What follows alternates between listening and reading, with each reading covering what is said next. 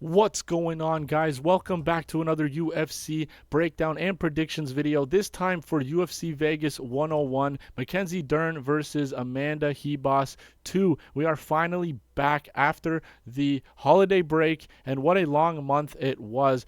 But UFC fights are back, and I am very ecstatic about it. Now, I myself have taken an extended break, and I didn't break down the last two fight cards of 2024 because I'm a bum. But I am back full force here in 2025, and I'm excited to be breaking down the first card of the year. Obviously, it's not like the best welcome back card. It is an Apex event, but at least it's a full 14 fight card that we can look forward to starting at 4 p.m. Eastern Time. I'm super excited about it. Let's get right into these breakdowns. Make sure you guys hit that like button, subscribe to the channel if you're new, and drop your comments down below on your thoughts on this UFC Vegas 101 event. Opening up the card, we have Joe Solecki going up against Nurulo Aliev. This is a short replacement fight for Joe Solecki. Aliev was supposed to go up against Yanal Ashmuz in this spot here, which I actually thought was going to be a little bit of an easier matchup for Aliev, but regardless, I do think that he gets this done. The guy is basically a Khabib clone, not only in appearance, but in fight style as well. If you guys haven't seen Aliev fight yet, you will know exactly what I mean when you watch him go up against Solecki. Now, early on, I think Solecki is going to be a little bit like borderline dangerous. He's not too dangerous of a guy. He is a submission threat, and we've seen Aliev be caught in a few deep submissions, one specifically in his last fight, his UFC debut against Rafael Alves. But he is a very cerebral fighter when he's down there. He's very good at wrestling as well, and I think he's just a better fighter in this matchup. So Solecki excels in the wrestling, and I still think Aliev is the better wrestler. Now, I think that short notice for Solecki is going to be problematic. I think early on he's going to try to maybe pull an early submission, maybe like an early guillotine attempt, because he saw Rafael Alves maybe have a little bit of success there during one of Aliev's takedown attempts. But I think he's going to just slowly fade as the fight goes on, and Aliev should get this done. Aliev does have some finishes on his record, but I don't consider him extremely dangerous. Maybe he will find a finish if Solecki does gas out entirely, because it is a short notice fight for him. But regardless, Aliev should get this done. Let's move on to the next fight. We got Fatima Kline going up against Victoria Dudakova. Now, I haven't really seen all of the odds for these fights. I don't typically like to look at the odds when I'm making my picks. I should look at them before I make the video, but I have heard that Fatima Kline is like a minus 800 or a minus 900 favorite, which is like 1.1 for my decimal users out there. That is absolutely insane, considering Fatima Kline only has 7 professional fights, hasn't gotten a UFC win. Victoria Dudakova has more UFC experience, more overall MMA experience, and has actually won in the UFC. And it's just absolutely crazy that Fatima Kline is such a large favorite. I do believe that she gets this done because she has the similar style to Sam Hughes, that high pressure, in your face, try to work you to the mat, that wrestling style that Dudakova struggled with in her last fight. And I could just see the same path to victory for Fatima Kline here. I just don't think it's going to be an absolute beatdown. I don't think it's going to be a 30-27. I think Dudakova has some decent striking. She's really young, still at 25. Yes, Kline is 24. But I'm only saying the youth thing because I'm sure she addressed the issues that she found in her game during that Sam Hughes fight, went back with her coaches in the gym and worked on those. Obviously, this is all speculation. She maybe didn't work on her takedown defense at all, but you never know. If this was more of like a maybe minus 200, minus 250 for Fatima Kline, I would kind of understand. But the odds are like crazy wide. I still do think that Kline gets it done. I'm just saying it's absolutely insane that she's such a big favorite. Like I said, that's similar style to Sam Hughes. I think Kline gets it done in that manner. let's keep rolling. So we have Magomed Gadzhiyasulov going up against Bruno Lopes. Now, I've tried everything in my power to choose Bruno Lopes here because I'm a pretty big fan of Bruno Lopes. I watched him on the Contender Series twice. I like his story. I think he's a genuine dude. I don't want to see him succeed. I don't think he's going to be able to get it done against Gadzhiyasulov here, mainly because of the speed difference. So I don't like to say, oh, this fighter A defeated this fighter C, and then fighter B lost to fighter C. I don't like to do MMA math, but it is actually appropriate in this matchup. Gadzhiyasulov fought Brenson Ribeiro in his UFC debut, and even though it was a sloppy performance, Gadzhiyasulov was able to stay safe and grind out a victory against him. Bruno Lopes, on the other hand, his first time around on the Contender Series, he also fought Brenson Ribeiro, but he got absolutely slept, and he was like a 5-1 favorite. I don't know if that's explaining that properly, but he was a very large favorite and got absolutely slept by Ribeiro on the Contender Series. The reason why I'm bringing this up is because if you guys have seen Ribeiro, he's an explosive striker who is extremely fast. He's got fast hands and he's got fast striking, which Gadzhiyasulov also has. Bruno Lopes does have that one-hit power, to one-hit KO power, and if he finds Gadzhiyasulov's chin, he might be able to hurt him and put him away. I just don't see that happening because Lopes, he's a little bit clunky in that regard. He is quite slow on the feet, and he does entertain exchanges in the pocket a little bit too long. I think Gadzhiyasulov is going to be able to dance around, throw out the leg kicks, throw out kicks in general, and I think he's just going to be much faster on the feet. And he also has that wrestling. If Bruno Lopes does seem to start landing a little bit more than Gadzhiyasulov likes, he will be able to take Lopes down and find success there as well. Like I said, I've tried everything in my power to choose Bruno Lopes to get this done, but I will be going with Gadzhiyasulov. I just think he is the better fighter. The speed is really going to be the difference in this matchup. Next up, we got Ernesta Kareckaite going up against Nicole Caliari. Now, this is going to be an interesting fight for a few reasons. Before I break down this fight, you guys will notice that the models that I have, for example, the Nicole Caliari one, the picture, I grabbed all of my pictures from the UFC website before when I do these breakdowns, and they would come up with no background, like Ernesta's side. But for some reason now, it has the black background. It's not coming up as a PNG file, so I'm going to have to work on that and figure out a new way to get the models up. So the visuals aren't the best, but that's okay. Back to the breakdown of the fight. Ernesta is a high-volume, lengthy striker. She doesn't have huge power in her hands, not that a lot of women fighters do, but she has insane cardio, constantly on the front foot, and just throws out an extremely high volume of strikes. Now, Nicole Caliari, she is going to find a lot of trouble on the feet. She is 6 inches shorter and she's giving up 9 inches in reach. That is going to be insane. Now, Nicole Caliari is going to be the more physically imposing fighter here. I think she's the stronger girl. And we've seen Kareckaite in the past struggle with grapplers, struggle with wrestlers, people that can take her down, control her on the mat. We saw it in her last fight against Barbosa. A lot of people thought she was robbed in that fight. I don't know. I don't remember it. Maybe I got to rewatch that. But there is a clear path to victory for Caliari. The only problem is the range is going to be difficult for her to gauge. She doesn't really have great offensive wrestling to begin with, but Kareckaite does struggle in that department. Jesus, I'm burping. I am going to be picking Caliari here because I've seen such a glaring hole in Kareckaite's game in terms of the grappling, in terms of that takedown defense. And I know I said Victoria Dudakova's super young. I'm sure she went back to the gym and worked on her game. And that could easily be said for Kareckaite at 26 years of age as well. It's just like I'm not picking Dudakova, even though I do think that she's going to make those improvements. But I think Nicole Caliari's grappling is going to be the difference here. I won't be surprised if Ernesta has worked on that takedown defense, completely shakes off Caliari's attempts and just pieces her up on the feet. But because Kareckaite is so high volume on the feet, it leaves her more susceptible to getting taken down, more opportunities for Caliari to sneak in a few attempts. So I will actually go with the underdog here. I know Caliari's the underdog to get this done. Let's move on.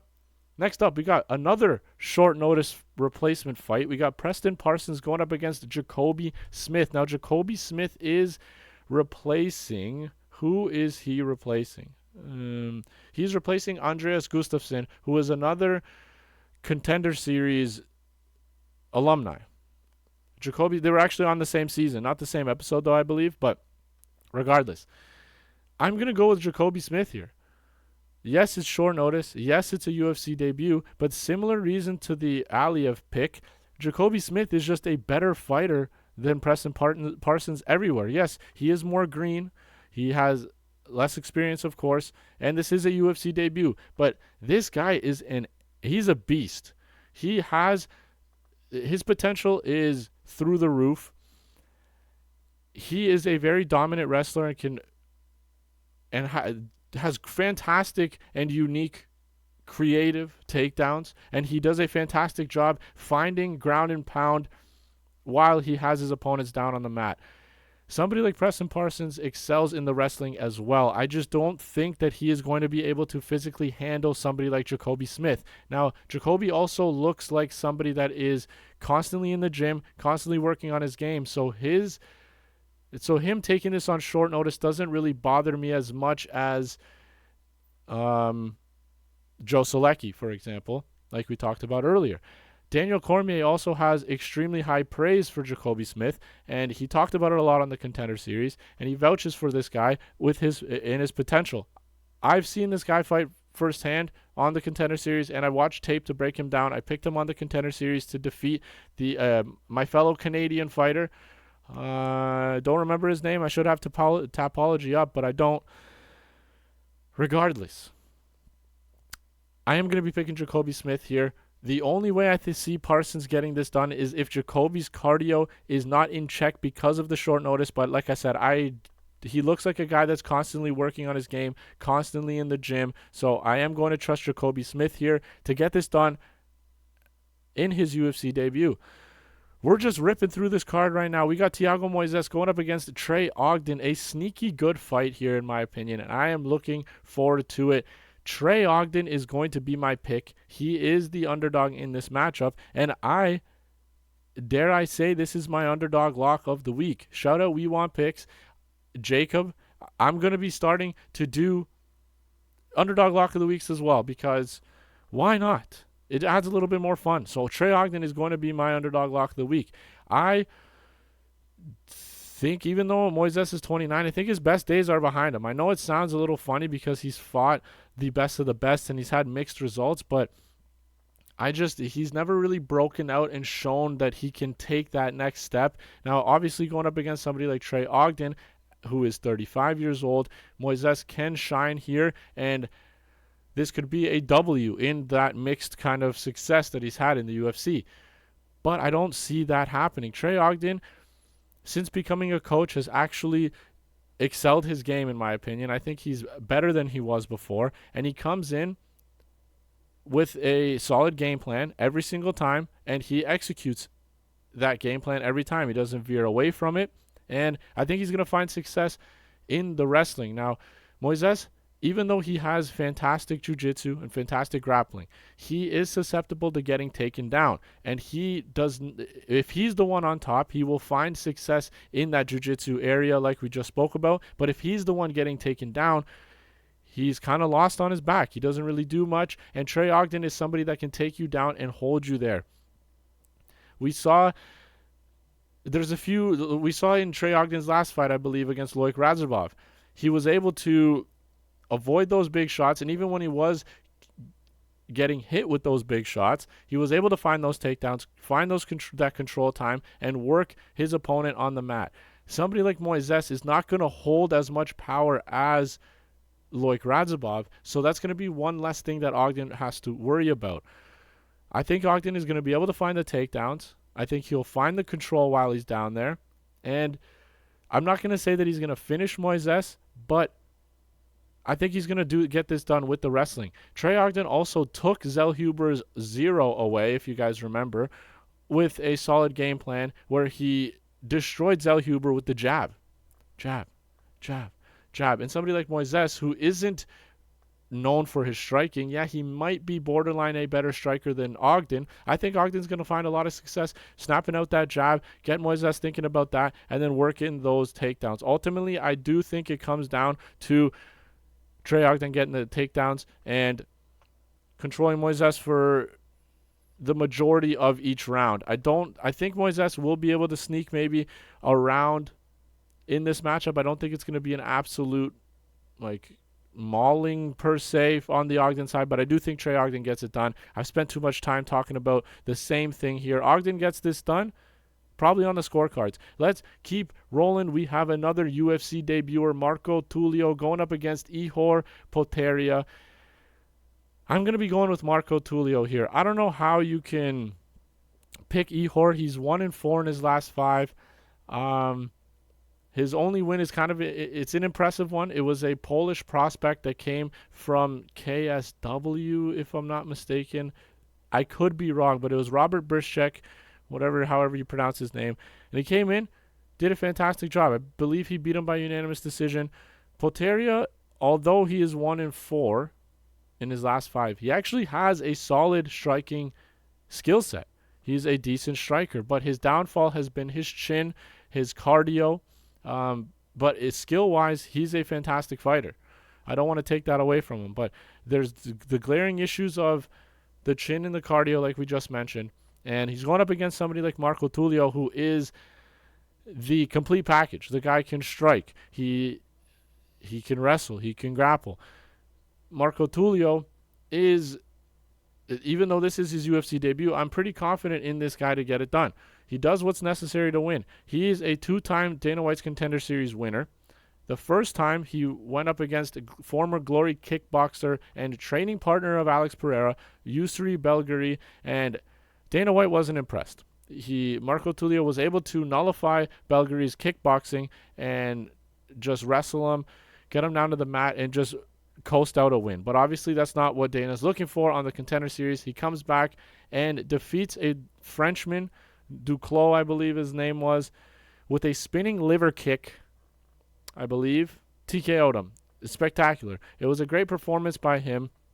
Now the thing that's going to be a little bit tricky here is Tulio does get a little bit overzealous on the feet. He wants to be exciting. He tries his best to be, but that leaves him susceptible to getting hit. Ihor has a similar kind of agenda when he comes into the octagon. He wants to be exciting, but that leaves him susceptible to getting hit, and we've seen Potieria have issues with his chin. So I can see a lot of butt-clenching moments here for whoever you guys decide to pick. There's going to be a few exchanges in the pocket where somebody's going to land and somebody's going to get hurt. Somebody's going to get hurt. But Tulio, I believe, is going to be able to get it done. I actually think he's going to wrestle more than some people might think, just to avoid Ihor's best skill, which is that striking. So I am going to pick Marco Tulio here. I've heard that he's like a -500 favorite, which is obviously unplayable. Oops. And considering this is a UFC debut, I don't even know if I don't even want to be putting him in any parlays, but I think Marco Tulio does get this done. If it wasn't his UFC debut, I would be way more confident. We've seen a lot of extremely large favorites in their UFC debuts absolutely shit the bed, so let's just try to avoid that. You know what I'm saying? Next up, we have Jose Johnson taking on Felipe Bunes. I believe it's a N, and could be Bunes, could be Bunes, but I believe it's Bunes.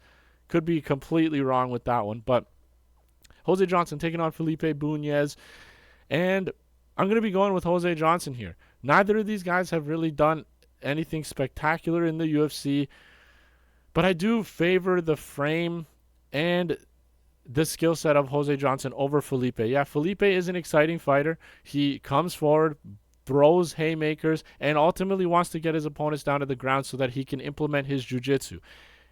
somebody like Jose Johnson does struggle with those takedowns despite having the perfect frame to fend off takedown attempts.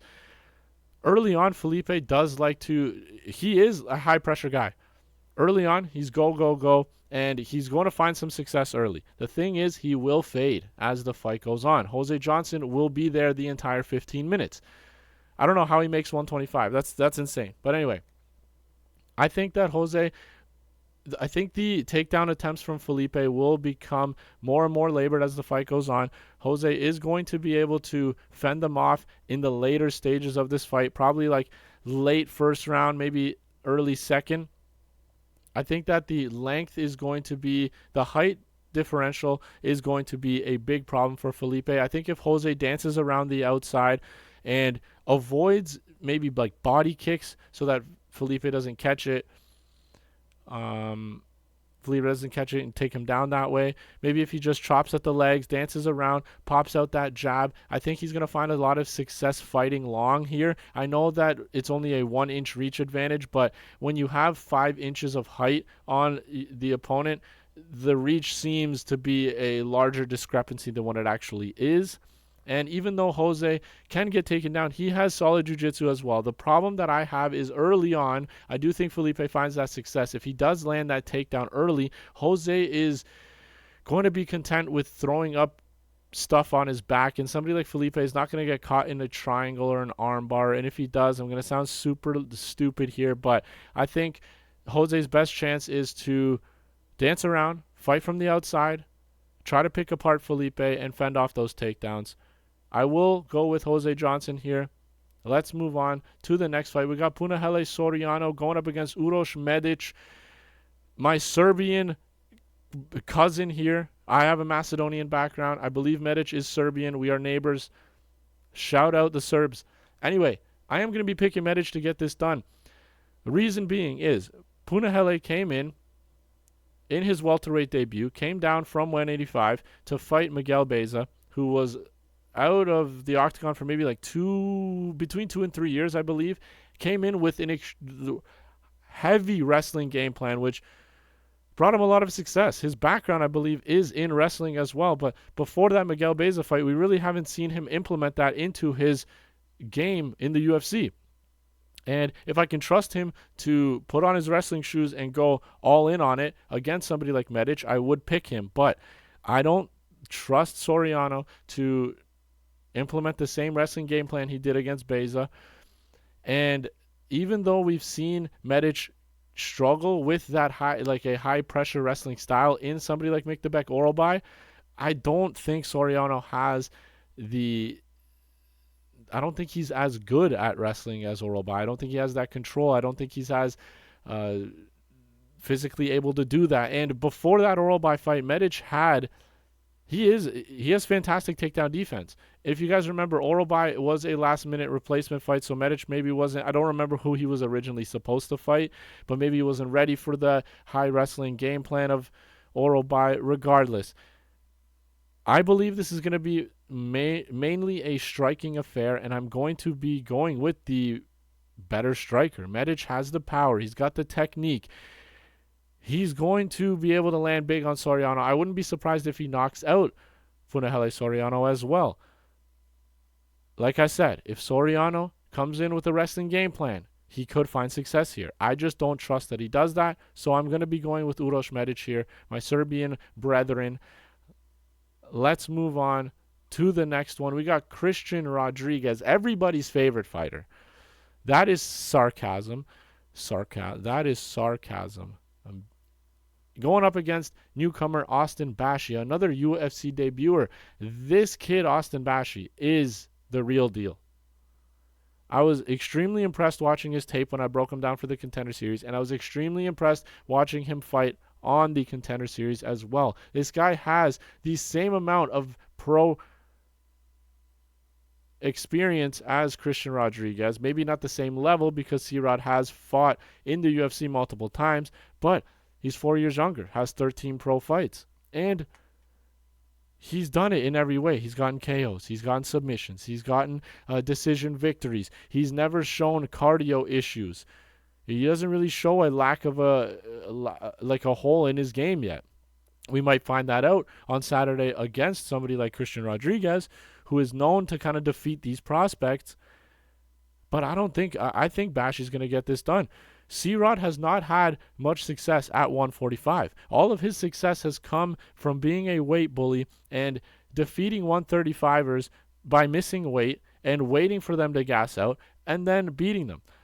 AKA, or one to mention is Chiwiwi, Raul Rosas Jr. Raul Rosas, a 135er, was able to control this guy, find success early on, but eventually he gassed out. C-Rod took over, and he won that fight against Isaac Dolgarian, which he should not have won anyway, but for some reason he did. He got the nod from the judges, which is absolutely ridiculous, and I'm going to bring this up every single time we break down C-Rod because he shouldn't have won. But same idea, got absolutely ragdolled, got 10-8'd in that first round, but he waited for Dolgarian to blow his load, and came back and beat him too, apparently. Austin Bashi is not going to gas. This kid is ready for 25 minutes, never mind 15, and he can keep that high-pressure pace. Christian Rodriguez has struggled against the exact kind of fighters as Austin Bashi is. I'm going to go with Austin Bashi here. If this wasn't a UFC debut, I would be way more confident on him. But honestly, at this point, I'm just going to throw all these debuting Contender Series fighters in a parlay for some fun. Because why not?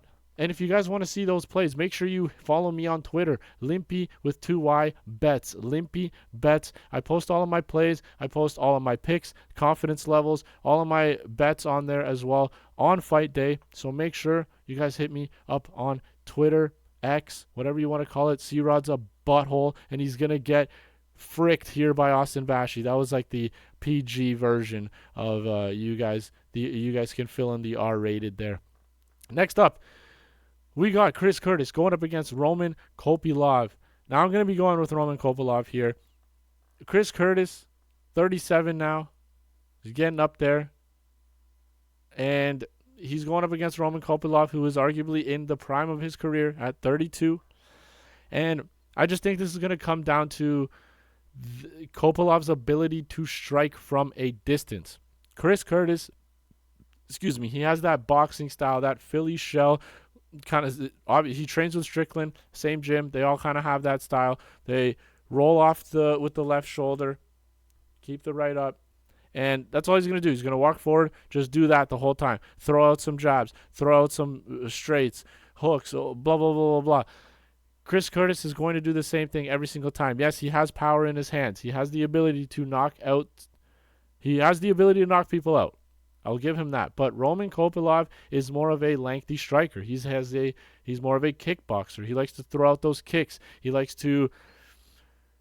also likes to throw out the straights and the jabs, but he's going to be more mobile. He's going to move around a little bit more. He may find Chris Curtis' style a little bit frustrating because of that Philly shell. Maybe he won't be able to find a home for those punches, but I think the kicks are going to play a big factor here.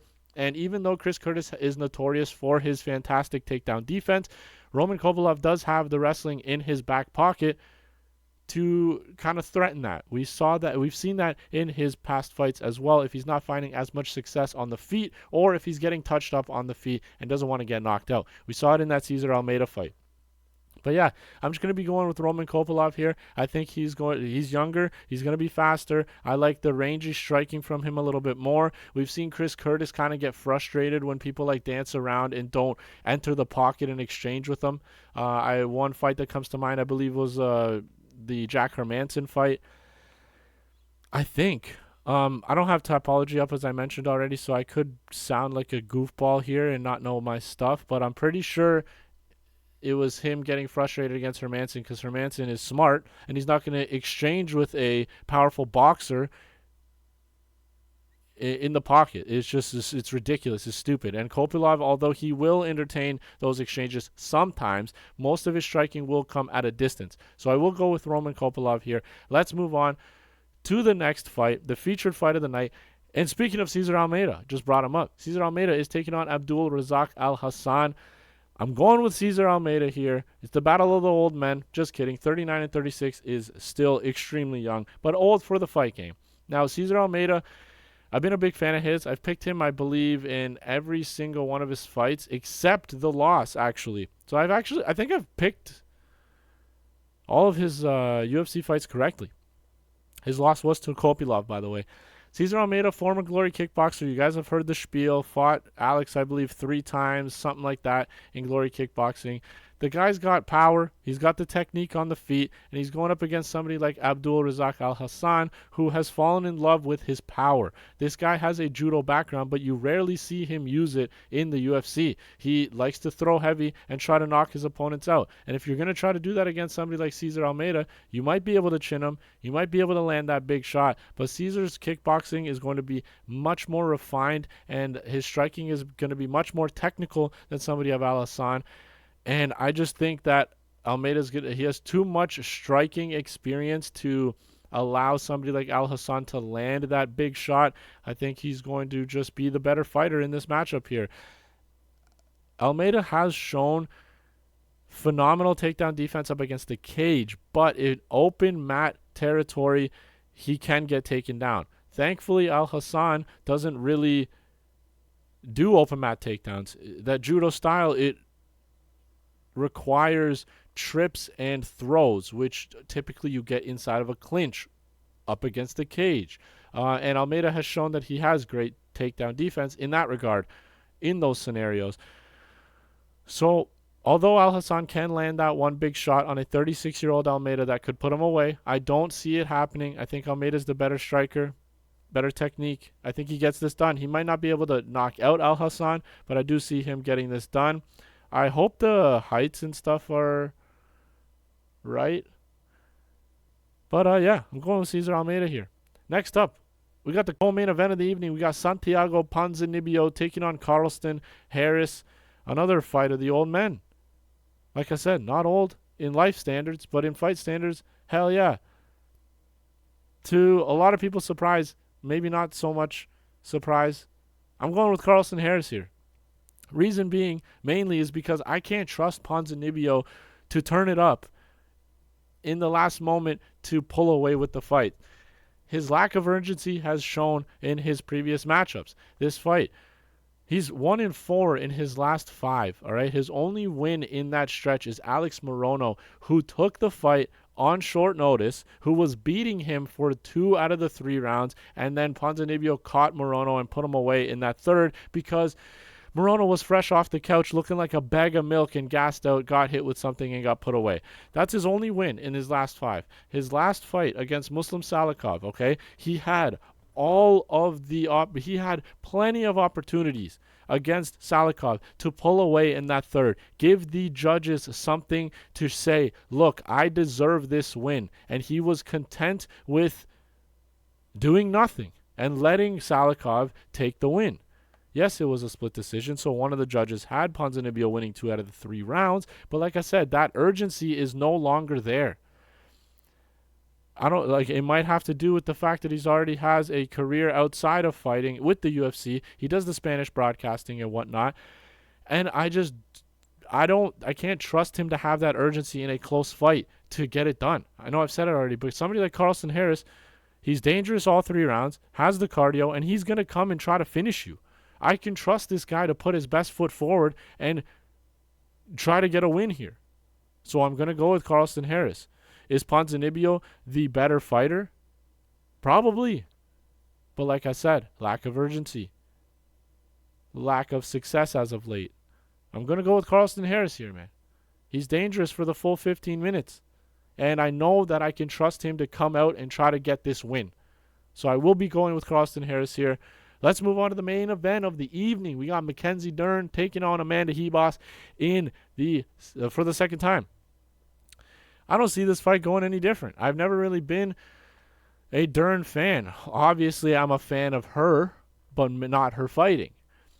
She is said to have this crazy grappling, blah, blah, blah, blah, blah, decorated grappler. I'm pretty sure she only has like 1 or 2 submission victories in the UFC. All right. So it's not really this crazy grapple. I don't know if that's right, but I'm sticking with it. And her striking there's always something left to be desired. She isn't really a dangerous fighter. Maybe she can snatch up a sub here and there, but in terms of danger, she's not really dangerous on the feet. And like I said, even though she has those grappling accolades, she hasn't really shown to be extremely dangerous on the mat either. Now she's taking on Amanda Ribas for the second time. The first fight, Amanda Ribas was just had her way with Mackenzie Dern. Ribas is the better striker. She moves forward, which Dern struggles with. She struggles with high pressure strikers. She doesn't do well fighting off of her back foot. If she's the one pushing the pace, then she can find success. But both of these ladies are hittable. Both of them are going to land some decent shots, but I think Ribas will land the better of the exchanges on the feet. And I don't think Mackenzie Dern has good enough wrestling to take Ribas down. Even if she does, by some miracle, take Ribas to the mat, Ribas has been training jiu-jitsu probably for longer than Mackenzie Dern has. And I know she'll be able to stay safe. She won't get caught in any silly submissions. She will be able to find her way back to the feet. And honestly, I believe Ribas will be the one to find takedowns in this matchup as opposed to Dern. And then when Dern gets taken down, she's going to play that jiu-jitsu game, try to throw up stupid triangles and arm bars, and somebody like Ribas is not going to allow that to happen. I am going to go with Amanda Ribas here to get it done for it the second time in this main event. That's going to be the breakdown, guys. Let's go through all of the picks once again before we sign off. We got Nurullo Aliev, pick number 1. Fatima Kline, Magomed Gadzhiyasulov, Nicole Caliari, Jacoby Smith, Trey Ogden, who is the underdog lock of the week, Marco Tulio, Jose Johnson, Uroš Medic, Austin Bashi, Roman Kopylov, Cesar Almeida, Carlston Harris, and Amanda Ribas. Thank you guys so much for watching this video. I'm super excited for 2025. We're starting off the year with a perfect card. I'm going to go 14-0 on this card, and I don't want to hear any ifs, ands, or buts about it. We're going to clean sweep. We're going to win the 14-legger, and we're going to be back in action for UFC 311 next week. Make sure you guys like the video, subscribe to the channel if you're new, and drop some comments down below. Thank you guys once again for watching. I'll see you in the next video.